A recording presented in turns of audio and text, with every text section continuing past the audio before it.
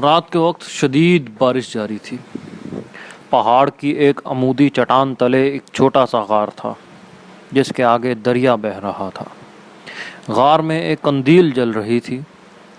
بابا جی غار کے دہانے پر بیٹھے آنکھیں موندے فطرت کے نظارے کو محسوس کر رہے تھے۔ دور آبادی سے ایک نوجوان برساتی پہنے چلا آ رہا تھا۔ بارش کی شدت قدم لڑکھڑا رہی تھی۔ دریا کے ساتھ چلتے ہوئے اس کی نظر غار میں ٹمٹماتی روشنی پر پڑی۔ روشنی چونکہ امید دیتی ہے، تجسس میں جوان غار کی جانب چلنے لگا۔ بجلی چمکی اور اسے غار کے باہر بیٹھے بابا جی کی جھلک دکھائی دی۔ تجسس میں غار کے قریب پہنچا۔ بابا جی نے آہٹ سن کر آنکھیں کھولیں، اس کی جانب دیکھا اور دوبارہ آنکھیں موند لیں۔ پوچھا، جوان کیسے آئے ہو؟ کہنے لگا، خود کو تلاش کرتے ہوئے نکل آیا ہوں، مگر ابھی تک تلاش نہیں کر پایا۔ بابا جی نے پوچھا، کیا کرتے ہو تم؟ کہنے لگا، استاد ہوں۔ کہنے کی دیر تھی، اچانک زور کی بجلی کڑکی، ایک درخت پر جا گری۔ درخت آن کی آن میں جل کر راکھ ہو گیا۔ جوان خوف سے ایک مرتبہ کانپا۔ بابا جی نے آنکھیں کھولیں اور بیٹھنے کا اشارہ کیا۔ اسی اثنا میں اس نے ایک بہترین خوشبو سونگھی، اس کے دل و دماغ پر چھانے لگی۔ زندگی میں اس نے ایسی خوشبو پہلے کبھی نہ سونگھی تھی۔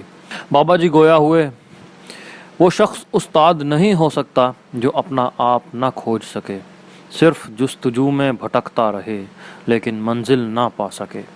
ایسا بھٹکا ہوا انسان قوم کو گمراہ کرنے کا سبب بن سکتا ہے۔ استاد بننے کی چاہت ہے تو اس درخت کو دیکھو جو ابھی جل کر راکھ ہو گیا ہے، لیکن اس کی خوشبو چار سو پھیل چکی ہے۔ بجلی بہت سے درختوں کو ہر سال جلاتی ہے، لیکن یہ چند درخت خاص ہیں جن کی شاخیں بجلی گرنے سے جلتی ہیں تو ان کی خوشنما بو چار سو پھیلتی ہے۔ یہ خوشبو امرا محلات کے لیے مہنگے داموں خریدنے کو تیار رہتے ہیں، لیکن ان تک پہنچتے پہنچتے اپنا اصل کھو دیتی ہے، کیونکہ وہ فطرت سے دور، قدرت سے محروم، غیر فطری آرائش میں مگن ہے۔ ہاں، جو تمہاری طرح خدا کی قدرت کے قریب رہتا ہے وہ اس خوشبو کو پا لیتا ہے۔ تمہیں اس درخت کی مانند سینہ تان کر کھڑے رہنا ہے۔ حالات کی بارش آئے گی، طوفان آئیں گے، اگر تمہاری جڑیں کمزور ہوئیں تو تم اکھڑ کر دور جا گرو گے۔ ہاں، شاخیں ٹوٹنے کا غم نہ کرنا، وہ نہیں آ جائیں گی۔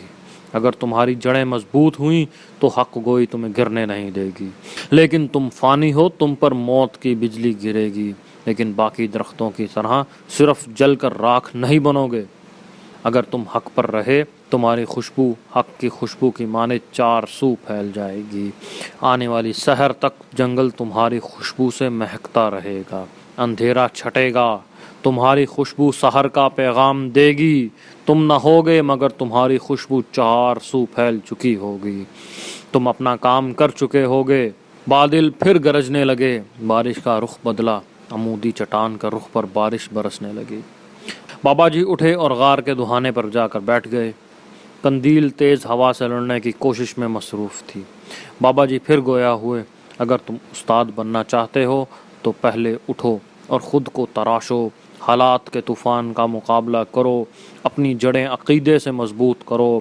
تصوف سراپا حقیقت اس وقت ہوگی جب خود کو تلاش کر لو گے۔ کہیں اور بھٹکنے کی بجائے دل میں پہنچو، جہاں تمہاری ملاقات تم سے ہوگی، اور تمہارے دل میں موجود ذات جو کہے گی وہ کبھی حالات کے موافق نہیں ہوگا۔ اگر تم نے وہ راز پا لیا تو تم بھٹکنے سے بچ جاؤ گے۔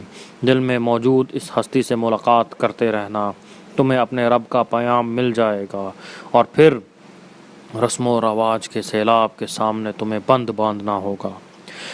تہذیب کے درندے تمہارے در پہ ہو جائیں گے، لیکن اگر تم حق گوئی میں مصروف رہے تو حق تعالیٰ کی ذات تمہیں ان درندوں سے محفوظ رکھے گی۔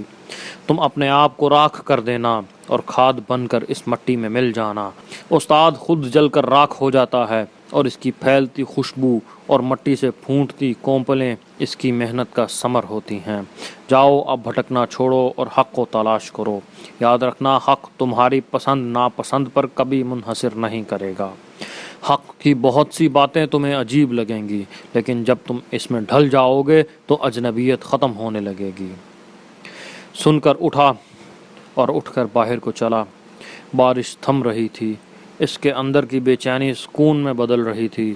فضا میں پھیلتی خوشبو اس کو سحر کا پیغام دے رہی تھی اور وہ خود کو استاد کہلوانے کا حقدار بنانے چلا تھا۔